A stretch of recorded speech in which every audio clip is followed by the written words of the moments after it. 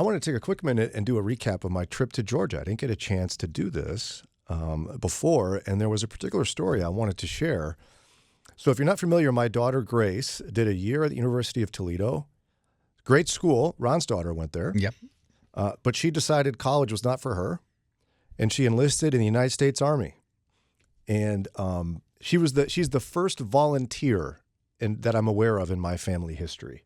My grandfather, Thomas Dahlen, was, sorry, Grandpa. He was drafted in World War II, and my father was drafted during the Vietnam War. And so you can imagine, like, I don't blame my dad. I blame the Vietnam War for the Army not really being an option for me. It was not presented in my family as something that would be a great idea to pursue as the United States military. Not that my family aren't patriotic, but my dad's experience being drafted for Vietnam and the cultural history surrounding Vietnam made it just not something that we put on the table. Right. And I would say that's probably the case for many, many families whose, father, perhaps mother, served in Vietnam because the way the country treated them when they came back. Yeah, in fact, I'll never forget my parents when I was in 7th grade took us to Washington, D.C. for a big trip. And we were standing in front of the Lincoln Memorial, and there was a guy, a Vietnam vet, that was standing next to an easel that had a map of Southeast Asia on it. And my dad walked us over, and he pointed out the town where him and my mom lived while he was stationed in a place called Udon, Thailand, just across the border from Vietnam. And the veteran walked up to my dad, and he said, are you a veteran? My dad said, yeah. He goes, did you serve in Vietnam? He goes, yeah, right here in Thailand. And he looked at him, and he goes, welcome home. Mm-hmm. And my dad got a little emotional, and we went over to the Vietnam Memorial. And I asked him, I was in 7th grade, I said, Dad, what was that about? Welcome home. We've been here for a long time. Right. And my dad explained about that. So I bring all that up just to say that as I watch my daughter volunteer for the United States Army, I've got a renewed love for what our soldiers do. Mm-hmm. It's incredible. I'm so proud of my daughter. I proudly have an Army dad magnet on the back of my car.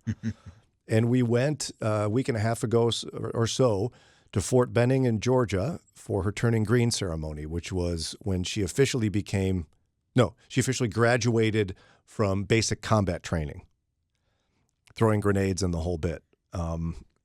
And now she's in advanced infantry training. And she'll be there till mid-July, at which point we'll go back to Fort Benning to watch her become a United States Army soldier. She's still a trainee at the moment. It's what the drill sergeants yell at them. They call them trainees. And then... Or maggots. Yeah, one of the two, yeah. And then she'll go to airborne school at Fort Benning as well, and eventually be stationed at Fort Bragg in North Carolina in the 82nd Airborne. How cool is that? Very cool. I am like... That's my kid in the 82nd Airborne. It's crazy. Don't they have a nickname like the Screaming Eagles or something? Something like that. I'm still learning all this stuff, Ron. But so all the families gathered on the base. It was an ordeal. I'd never been on a base before.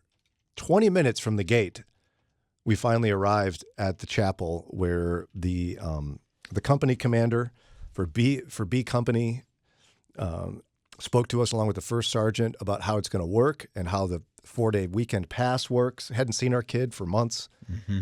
And we go into the parade grounds, like a practice grounds, huge paved area, like the size of a football field, and some stands.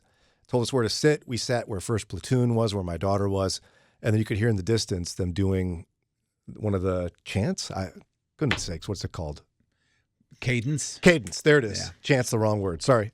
You could hear it off in the distance, and then they marched into formation. And there she was, spotted her right away. And one of the more touching moments was, it was a whole ceremony. There was a prayer and some things.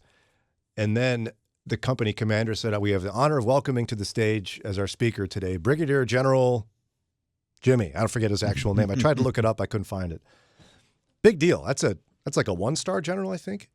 I believe so. They don't usually show up to the turning green ceremony. Right. He goes to the podium and he said, when I learned about this group being here for the turning green ceremony, I picked up the phone, called the company commander, and said, I'm your speaker. which you can do when you're the Brigadier General. That's right. You can do that. And I didn't get it at first. It was kind of like, I don't know what's happening. I'm not in the military. And he spoke, and he primarily told a long story about the courageous sacrifice of someone he served with in Afghanistan who died in service of the country, and his death ended up saving the lives of other soldiers. I forget the details of the story. I was excited to see my daughter. Yeah. But then the whole story takes a twist, and he says, I'm here today because that soldier, my hero, that soldier's son is turning green in this group of people right now. Ooh. And we all were like, ended up being a couple of soldiers down from my daughter. And I couldn't tell, but my daughter said he just started weeping. None of them knew. None of them knew this was going to happen. None of them knew his dad's story. All they knew was that his dad had died in the Army, serving our country, before he ever got a chance to meet him. Wow. What a story. What a moment. And that increased the emotion of this moment where hundreds of soldiers just finished basic training. And then they gave us exactly 7 minutes to run off the stands and go greet our soldiers, our trainees, I guess is what they are. And I've got a video. Did we ever share the video? No, we can post that though. Yeah. And it's on my page. If not, Daria will share it, where I was behind my two little boys as they ran up to their big sister. It was pretty incredible. I'm so proud of my daughter. I can't wait to go back and see her with her dress uniform as a United States infantry soldier. And she was different. It's hard to describe because she's a great kid, always has been. But there was a confidence about her that I don't know you'd get anywhere else but making it through basic training. Right. And it's a health, not an arrogance, a healthy confidence. The way she carried herself, the way she felt like she really accomplished something. And she accomplished more. I don't think I would have walked away from boot camp loving it. I would have been complaining the whole time if I made it through it all. But she loved it. She said multiple times she loved it. She's already making great friends, and she would tell these stories about things she loved, and it didn't sound like it was fun at all to me. You know, like spending 3 nights in a simulated war in the in the woods, sleeping on the ground, eating MREs. And she's a tough cookie, by the way. She talked about how when she finally got evaluated to throwing a grenade, I can't even picture my daughter throwing a live grenade, but when you finish that training, you throw a live grenade. And she said the drill sergeant, whoever was doing it, standing there staring at you. There's all these things you have to do right. She throws it. And they go, huh, you just threw it better than 98% of the guys in this battalion. That's my girl right there. There you go. Don't mess with my daughter. Okay, there's more to share, but that's all I have for you for now.